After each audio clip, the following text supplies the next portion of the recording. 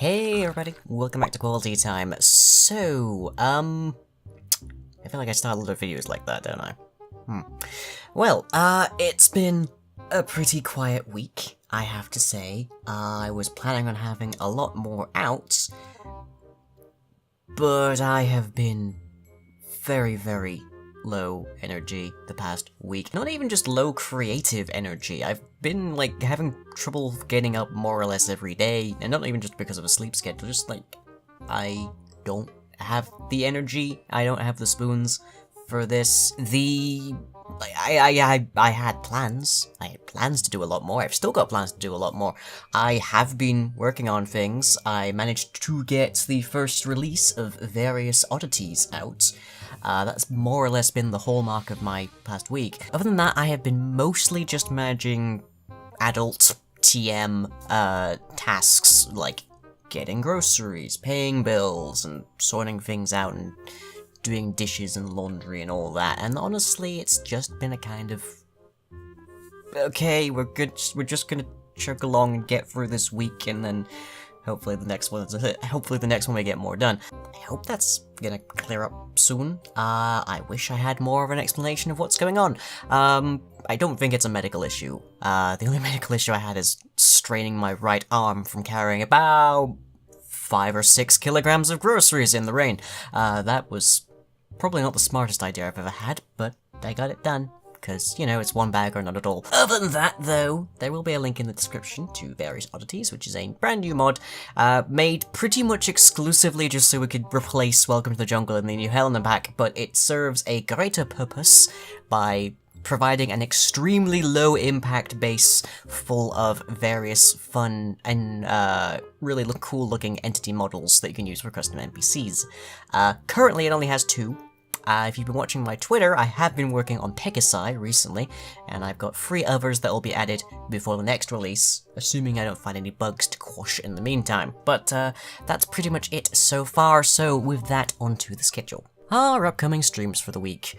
On Saturday, we have The Carousel at 9 PM GMT. First, it was Don't Starve. Then it was Bomb Defusal, however well we managed that. What will the gang attempt next? We'll spin the wheel and find out. Then on Tuesday at 9 PM GMT, we have Yogdwarves Live. We didn't have an installment this past week because of straining my arm on groceries. Next week, though, we're probably going to be dealing with getting that head pointed where we want it to be. And then the other 2 with it. And lastly, on Thursday at 11 PM GMT, we have Midnight Squad playing XCOM 2 War of the Chosen. We are hopefully going to be able to take down another alien facility. If not, we'll be taking down a whole ton more aliens. And videos you might have missed. The second installment of 267AG The Bard. Goldridge Farm has lost its entire herd, and this might mean they have to shut down entirely. Why? Because they farm slimes. And on to the questions. So as always, these are drawn from the comments section of the preceding vlog. If you have anything to ask me, drop it down below, and we'll see if it gets answered next week. Last week we didn't really have any questions. This week we have quite an abundance.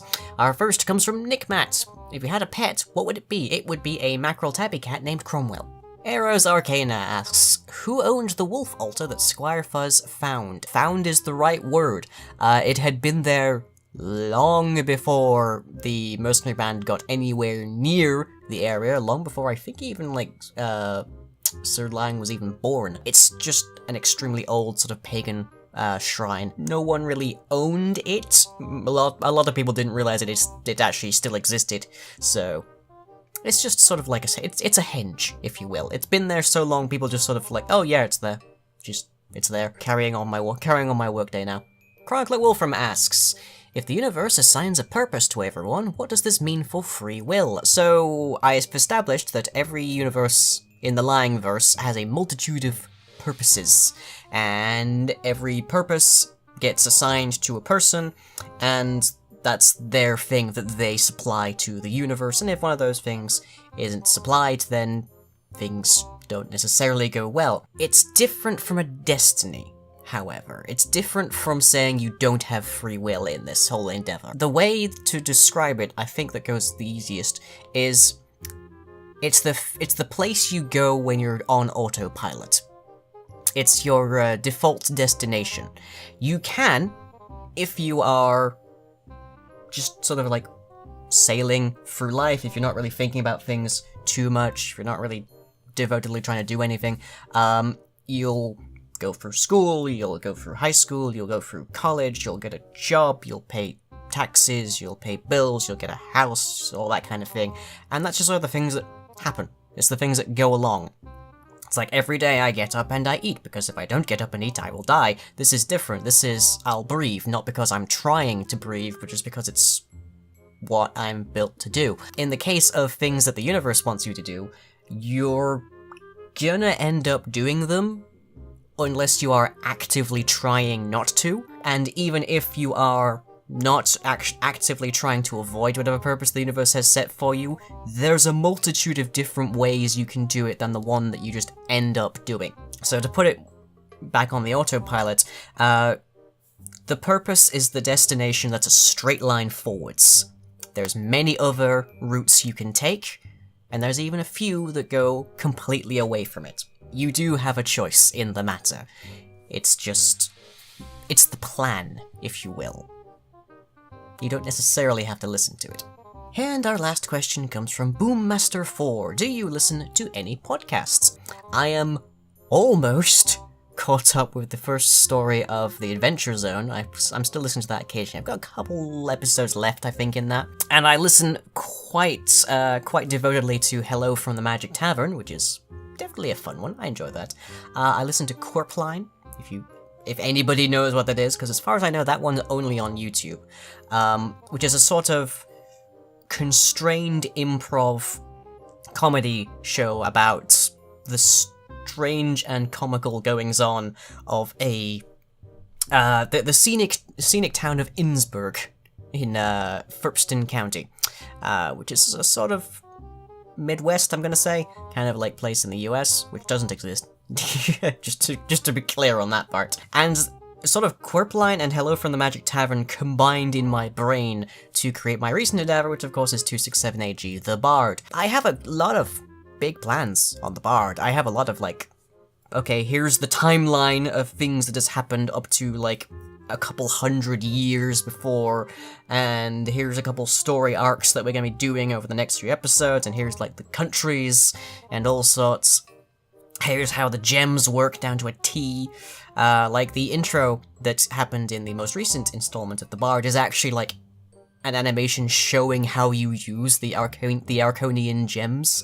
It's glorious and I love it. It is fairly much to my attention that it might not necessarily be the best idea to put what is essentially a podcast onto YouTube, though. I might open up a SoundCloud for The Bard at some stage, particularly because the most recent episode took about 10 hours to render, because I have to apply the effects to get the little audio waveforms in the crystals going, and then I have to apply some effects on top of those to make it look kind of retro footagey. So it tends to be a little heavy on my computing power right now. Let me know if you think there's any better ways I could be promoting it. Let me know if there's anything you'd like to see changed in The Bard, just to how I do it. But there's a lot of things going on behind the scenes in that series. A lot of things that we haven't quite had reason to notice yet. But it's a lot of fun. Other than that, though, that is it for this week. So I hope you've all enjoyed. Apologies for the kind of pseudo-radio silence. And I shall, as ever, catch you all next time.